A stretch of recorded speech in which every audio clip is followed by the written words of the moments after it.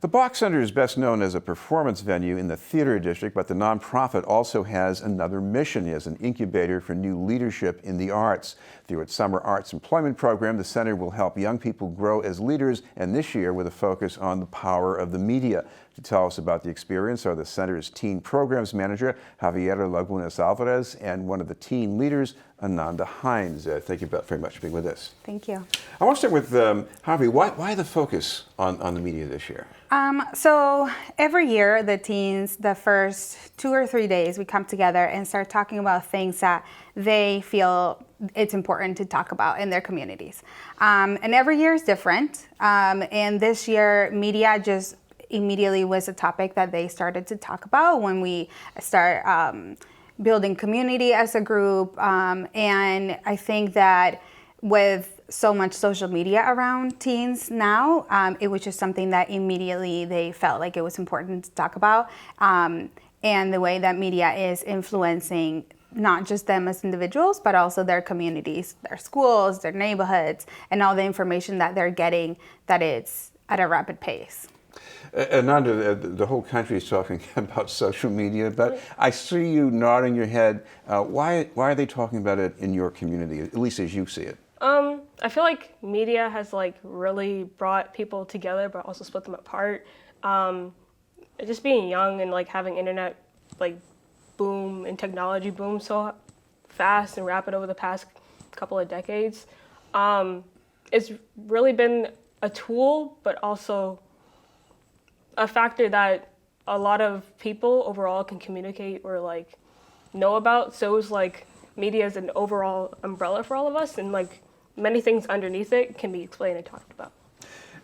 Coming back to Javier, as far as the hands-on experience that young people are getting in this program, what does that mean exactly with this topic? With this topic, so everything that is created in the program artistically is done by the teens themselves. They write their own scenes, they write their own music, their lyrics, they choreograph their dances, and we just, as staff or as the structure of the program, we set up a way to have these conversations, and then the topics that come up, what inspires them to create something. So it's hands-on in the fact that everything is their message and what they want to say. And even more into detail, we start the day every day with a community building block that is completely led by the teens. They do icebreakers, warm-ups to start the day. And then we just bring up all these conversations, and then from there they go and create whatever inspires them.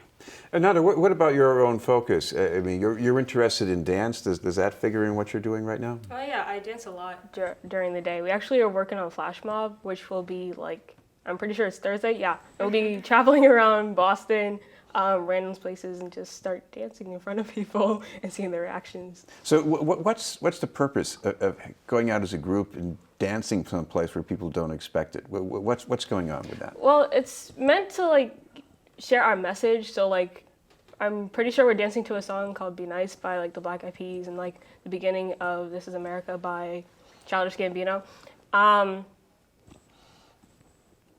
What it does is that dancing is an art that a lot of people can understand. It's a universal tool. So us just randomly stopping in front of a group of people and being hey, we're dancing, this is our message, it gets people gets their attention. And then once their attention is given, we have flyers, we're we have a final showcase, you should come to it, where you'll see our message, how it impacts our community, and why it's so important. I heard the Gambino part. You must have seen the clip that he came out with last year. Talk about the power of it, because that's not just passing something on. People keep thinking about that, don't they? Oh yeah, I think it took a lot of people by surprise just to see a very big message just in a music video, because everyone likes music, and if you don't, then it's you'll find a way to like it somehow. And seeing that music video was very powerful on being, especially Black, because it's the more you look at it, first you listen to the music, you're oh yeah, this is cool, this is great, I love this guy. And then you're looking at the music video as well, and it's it has a deeper meaning. This means something, and it's our world is looking at this, so we have to act on it. And how are we going to act on it? And are you going to step up and join that action? Javier, what's it like? You must be with groups of these young people when they're brainstorming like this, and these are people from, I guess they're all from these different backgrounds. What's it like Yes. when you see them like this? It's really inspiring. It is, just like you said, everyone has a different background, and not just in terms of where we come from, but also in terms of like different experiences. And everyone in the group has different experiences. Right now, there are 63 teens, and each of them brings something different to the table. Each of them see social media differently. They interact with it differently. And it is really inspiring to hear what they realize they can do with it, not just with social media, but what they can do as a group, the power that one individual has, but then the power that they have as a collective. Even if it's just 5 of them doing a dance, or if it's all 63 like doing the flash mob. And it is really, it's really cool to just hear where the conversations go, because I was a teen once, but we didn't have social media, and now how it's completely different and how it affects their everyday lives. How does it feel for you, Nanda, to have those conversations? About social media? You're talking with students from different backgrounds who might disagree with you about a lot of things too. Right. I think it's important to have these conversations to begin with, because not always are you able to have these conversations. And I also think that since like we're all like the rising youth for the next generation, hearing different backgrounds makes you a bigger person. It expands your mind at the same time. So it's really a refreshing thing, so that when you're talking, you're like, okay, I have this idea. I'm letting you know where I'm coming from. But then you hear somebody else and it's like, oh, I never thought of it that way. Or I never seen it that way. I didn't think of it any other way than my own. So it's like, it's really good. It's good for the soul. Javier, I think the other thing here too is about the bigger mission for the Boch Center, and this isn't just the Boch Center too. I mean, we have this whole problem in Boston with inclusion in the arts. How does a program like this help with that? Well, it starts with recruitment, actually. We start preparing for the program in January, and we reach out to all high schools in Boston, and we have some teens in from Everett as well. And it just starts with recruiting people and going to high schools in person and saying, hey, this is an opportunity. This is what you can be working on in this summer. And then making sure that everyone gets that information. And then when we do have auditions, but we really don't look at level of skill. We just look at, hey, are you interested in trying something new and having an open mind and having fun, right? It's really important in collaborating or learning the process of collaboration, and then we go from there. So it's really just someone, when we look for team leaders, we're just looking at people who are willing to learn and are eager to learn, rather than like, oh, this person has had like years of experience. That's awesome, and we do have teens who have a lot of experience, but the core goes back to I want to gain skills that will help me make my communities a better place.